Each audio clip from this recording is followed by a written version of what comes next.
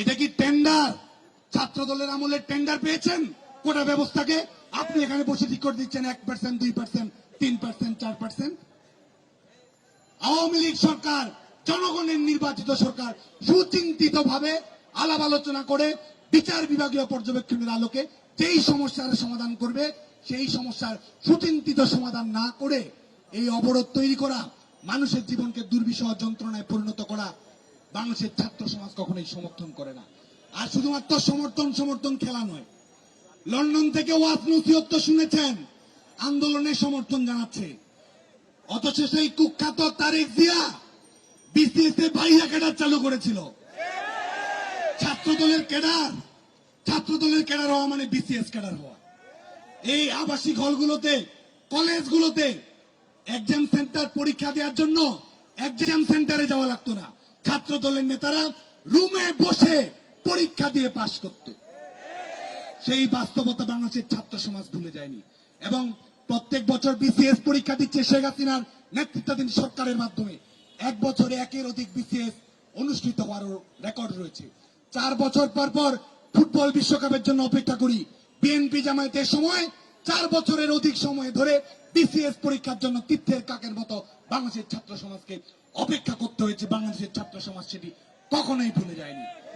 এবং পিএসসির স্বাধীনতা ছিল, পিএসসি মানসম্মত প্রতিষ্ঠান ছিল, পিএসসি স্বচ্ছতা ভিত্তিক নিয়োগ প্রক্রিয়া নিশ্চিত করতে পেরেছিল। কারা বিসিএস ক্যাডার হবে সেই লিস্ট পিএসসি করত না, হাওয়া ভবন থেকে লিস্ট ধরিয়ে দিত পিএসসির কর্মকর্তাদের।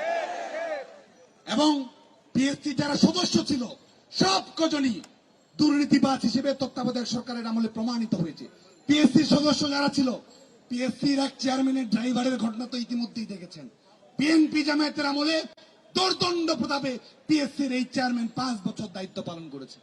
এর মধ্যে 24তম বিসিএস ছাত্রদের আন্দোলনের মুখে প্রশ্ন ফাঁস করার কারণে বাতিল করতে হয়েছে। 27তম বিসিএস এ নিয়োগ দিয়েছে, পরবর্তীতে বাতিল করতে হয়েছে। এবং তারা আজকে সমর্থন জানাচ্ছে, তারা মেধার কথা বলছে, যোগ্যতার কথা বলছে, স্বচ্ছতার কথা বলছে।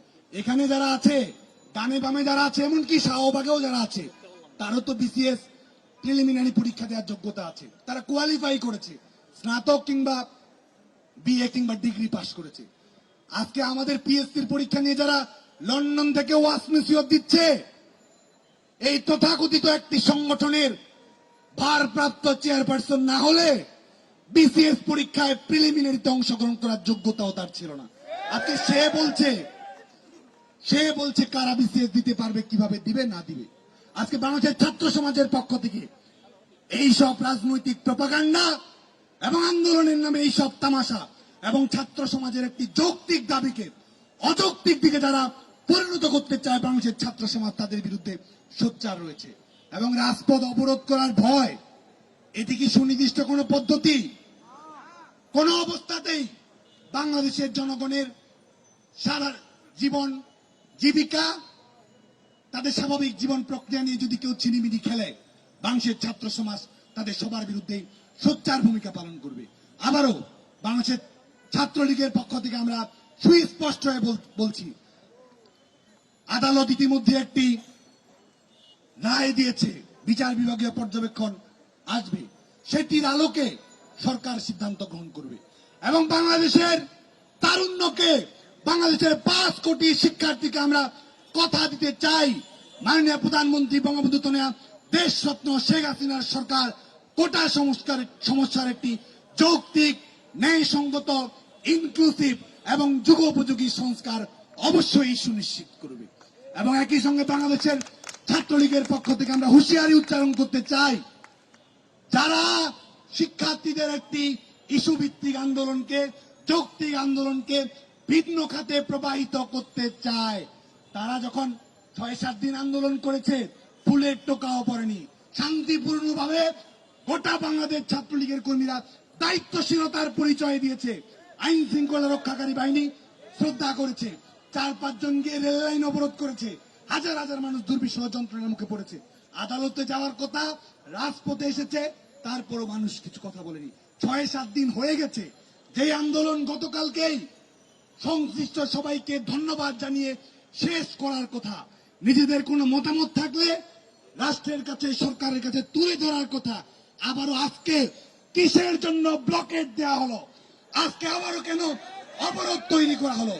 তাহলে আজকে ছাত্র সমাজের কাছে প্রশ্ন রাখতে চাই, সবাই তো ছাত্রলীগ করে না, তাদের কাছেও প্রশ্ন রাখতে চাই। এই মুহূর্তে কোটা নেই, বিচার বিভাগ স্ট্যাটাস কো দিয়েছে সরকারের 2018 সালে জারি করা প্রজ্ঞাপন এই মুহূর্তে সচল রয়েছে, বিচার বিভাগীয় পর্যবেক্ষণ চলছে। আওয়ামী লীগ সরকার বলছে আন্তরিক, তারপরও ব্লকেট যারা দেয় তাদের উদ্দেশ্য কি? তাদের উদ্দেশ্য কি কোটা সমস্যার সমাধান করা, নাকি কোটা কোটায় আন্দোলন করা? বাংলাদেশের ছাত্র সমাজ সেই বিষয়ে সুস্পষ্ট। বাংলাদেশের ছাত্র সমাজের কাছে তাদের এই মুখ এবং মুখোশের পার্থক্য বাংলাদেশের ছাত্র সমাজের কাছে সুস্পষ্ট হয়েছে।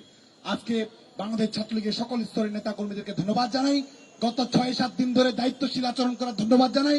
এবং আমরা বাংলাদেশ ছাত্রলীগের পক্ষ থেকে দ্ব্যর্থহীন কণ্ঠে উচ্চারণ করতে চাই, শিক্ষার্থীদের এই ইস্যুর যৌক্তিক পরিণতি না নিয়ে আসা পর্যন্ত বাংলাদেশ ছাত্রলীগ শান্তিপূর্ণ গণতান্ত্রিক উপায়ে আন্দোলন অব্যাহত রাখবে এবং একই সঙ্গে নৈরাজ্য সৃষ্টিকারীদের বিরুদ্ধে বাংলাদেশ ছাত্রলীগ তার প্রতিরোধ অব্যাহত রাখবে। আজকের এই মিছিল এবং সমাবেশে আমাদের মাঝে উপস্থিত আছেন বাংলাদেশ ছাত্রলীগ কেন্দ্রীয় নির্বাহী সংসদের সংগ্রামী সাধারণ সম্পাদক শেখ ওয়ালিয়া সিবিনান, বক্তব্য রেখেছেন ঢাকা বিশ্ববিদ্যালয় ছাত্রলীগের সংগ্রামী সভাপতি মাজারুল কবির শয়ন, সংগ্রামী সাধারণ সম্পাদক তানভীর হাসান সৈকত, ঢাকা মহানগর উত্তর ছাত্রলীগের সংগ্রামী সভাপতি রিয়াজ মাহমুদ হৃদয়, সাধারণ সম্পাদক সাগর আহমেদ শামীম, ঢাকা মহানগর দক্ষিণ ছাত্রলীগের সংগ্রামী সভাপতি রাজিবুল ইসলাম বাপ্পি, সাধারণ সম্পাদক সজল কুণ্ড। এর মধ্য দিয়ে আমাদের এই আজকের মিছিল এবং সমাবেশ শেষ করছি।